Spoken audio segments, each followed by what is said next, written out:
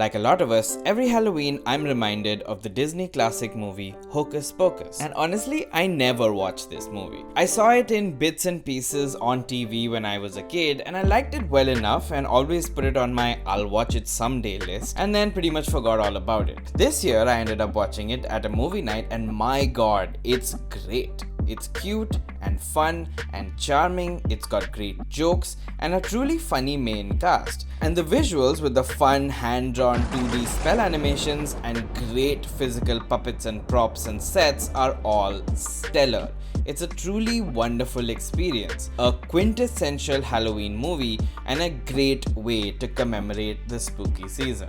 So, the question arises, does its 2022 sequel hold up? Is it worth watching, or is it just another in a string of remakes and rehashes that digs a great product of its time up from its comfortable grave and parades it around like it's some kind of messed up circus act and then shoves it back in only to be dug up again in a few years as we watch something we love decay into a pile of rotting garbage? Upon watching the trailer, you may feel inclined to believe that it's the latter. The trailer focuses way too hard on the teenage protagonist and also portrays the humor of the film almost like it's a paint-by-numbers sitcom. Like it's a low-budget cash grab, kinda depressing jaunt down memory lane, full of indulgent fan service and member berries to suck out your soul. I'm sure you know where I'm going with this. I've watched the movie, and I gotta say, the trailer does not do it justice. Hocus Pocus 2 is actually a pretty good sequel in the sense that it holds on to the tone of the original, furthers the story,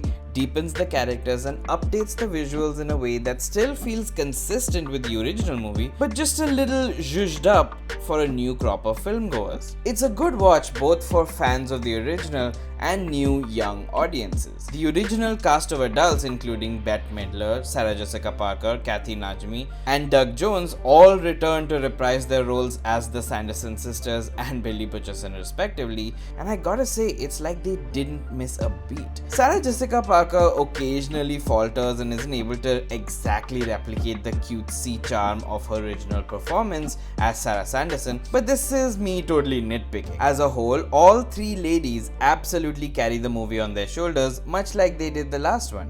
Bette Midler is an absolute joy to watch in this role, and she's just as good as her original performance from 30 years ago. There's an adorable scene where the new girls try to convince the Sanderson sisters that they're actually big fans of them and therefore shouldn't be eaten, and the sisters totally fall for it, and in a particularly choice moment, Bette Midler goes, "Dost thou worship us?" And the movie pretty much got my approval at that point. Kathy Najimy and Doug Jones are exactly perfect. It felt like this movie was made literally the day after they wrapped the first one when it comes to their performances. They were hilarious, adorable, and still look great in the costume. I gotta give special mention to Taylor Paige Henderson, who plays a young Winifred Sanderson in the opening flashback.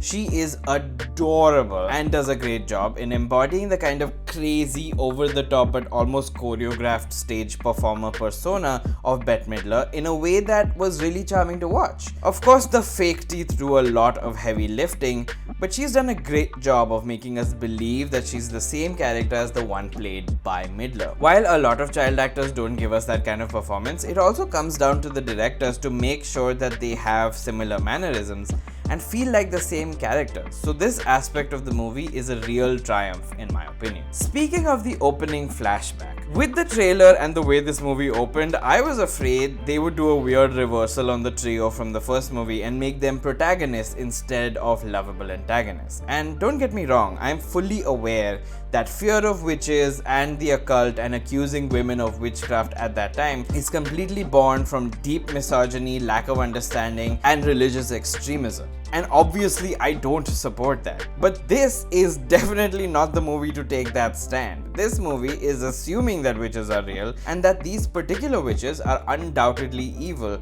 and that's what we love about them. Well, I'm happy to report that the film stays faithful to the original premise. The flashback only serves to set up their dumb, evil plan in this movie, and it adds to the humor more than anything. The only other thing it does is also cement that the sisters do love each other, Winifred most of all.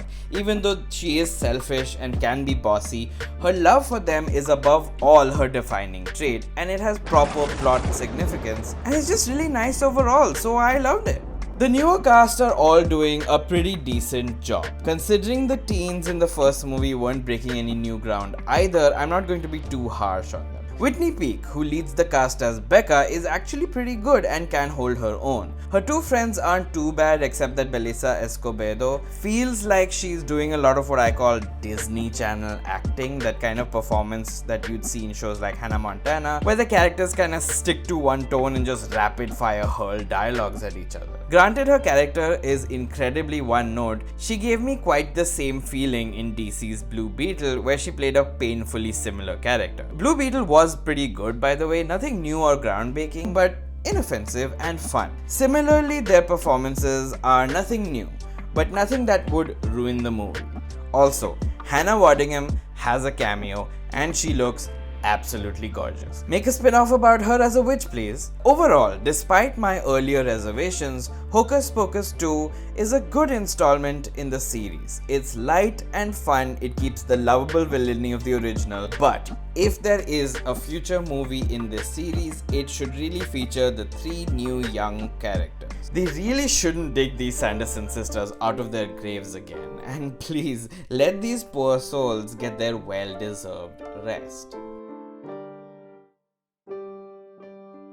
Thank you for watching. If you enjoyed this movie review, please consider subscribing to my channel and leave a comment letting me know which movie you think I should check out next. Also, if you are a fan of my work, check out some of my other videos, including my animated D&D show, which I work really hard on and is fully animated. And if you are looking for ways to support me, please check out my Patreon. There is a lot of bonus content on there and new shows that are exclusive just to the Patreon that are coming soon. Thanks for watching, and I'll see you next time.